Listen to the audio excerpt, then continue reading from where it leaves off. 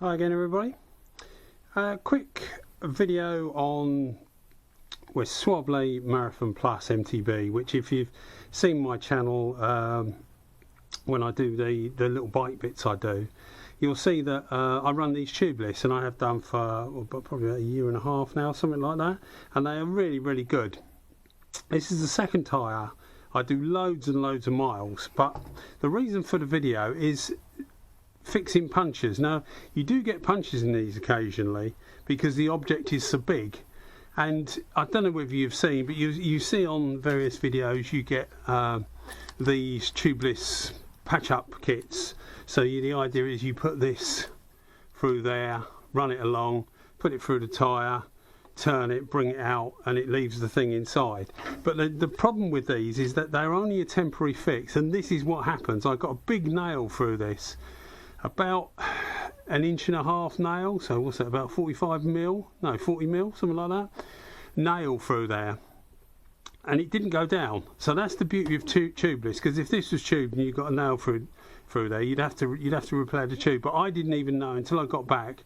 I was just wheeling the bike, and I saw a shiny bit where it goes shiny over the top, where obviously it's rubbing on the ground. I pulled the nail out, and of course off the tyre goes straight down.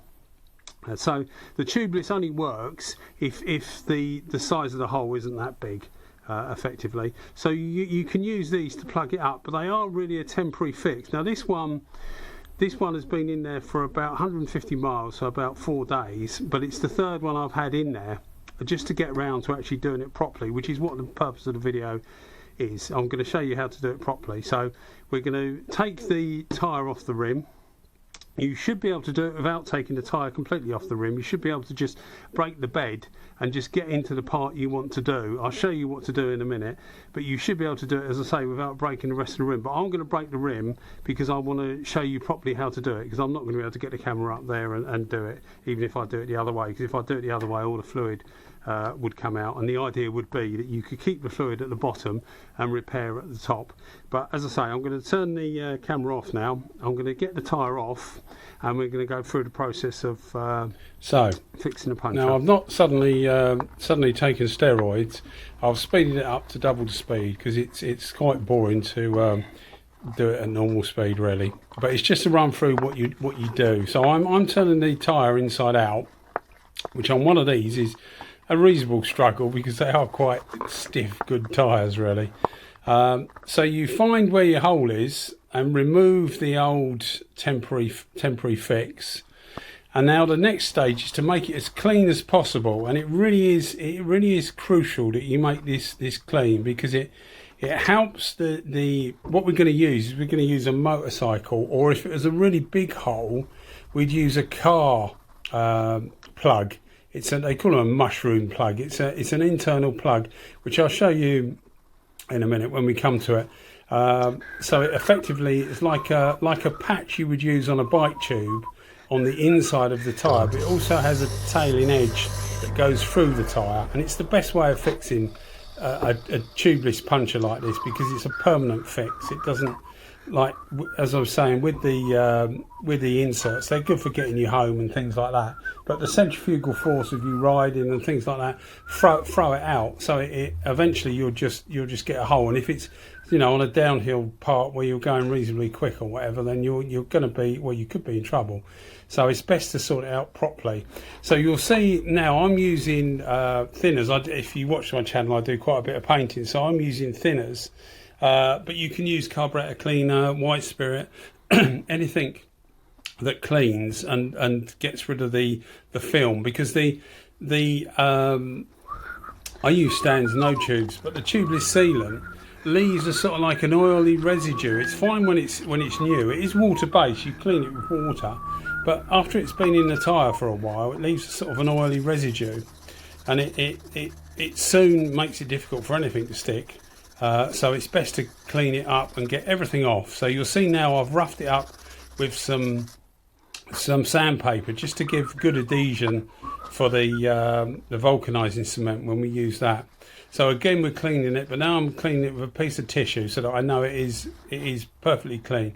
And here you'll see the two types. That's the car type, and that's the motorcycle type. The motorcycle type is about 3mm in diameter, and the car type's about 6mm in diameter. Now this was only a nail, so the car type is absolutely fine. So you'll see there, I'm just trying it for size, and it's a good grip. It grips quite well, so you know it's the right size. If that was sliding through the hole easily, then you use the car one, the bigger one I showed you, because it's twice as thick. So we're putting plenty of vulcanizing cement on now, and we should be back to normal speed. So I'm working at normal speed now. So plenty of vulcanizing cement to make sure, and inside the hole. You'll see I'm trying to put some inside the hole as well, to make sure it gets a good adhesion. I remove the sticky backing, which is like the tube, like the little patches you get for tubes. They have a sticky outer, although the vulcanizing cement does most of it. And then just push it through the hole, and you'll see on these car and motorcycle type repair valves there's a metal pin on the end, which you'll see there, that metal pin, and that's the idea of it, that you can get a pair of pliers or wrench of some kind onto it to pull it all the way through, and you can pull it really hard and it won't snap, and that just gets it right in the hole. But you need to do that obviously while the cement is still liquid, so that it has a chance of giving, well, I say still liquid, it's supposed to be slightly tacky, isn't it, is the idea of it. But I do it when it's liquid, and then it goes off and reacts with the inside of the tyre and the rubber on the repair valve that we're putting in, or patch, should I say, rather than valve. So now we're just going to remove the outer lining of the which is again the same as you get on normal patches for tubes. We're going to remove the lining, and then we're going to put some more vulcanizing cement over the top of it, and then try and splay the edge out, the edge of the patch, which isn't always that easy, because it's not as the inside of the tyre is a different type of rubber. It's harder than a tube, so it's harder to actually be able to do that, but you can do it, and it works well. So just put it all around the outside. I'm narrating this bit afterwards, so as far as I remember, I put a bit of heat on it as well, just to soften up the rubber, because it all moves better when it's a bit softer. And you're just trying to, that's just a part of the patch that's come out really. So you're just trying to get it as well stuck, I suppose you would say, as stuck as possible. And it's a much better way of doing it than any other way I've seen. You know, putting a patch on the inside of the tyre is fine, but that relies on the adhesion between the patch and the tyre, which may not always be good. When the solution's rubbing round, it should fill any small gaps, but if there's a bigger gap, it might not. So I find this way works well, because you're effectively gluing a patch to the inside of the tyre, which is how other repairs I've seen work, but you're actually getting also a rubber lug through the hole, which was the original reason why you need to do all this.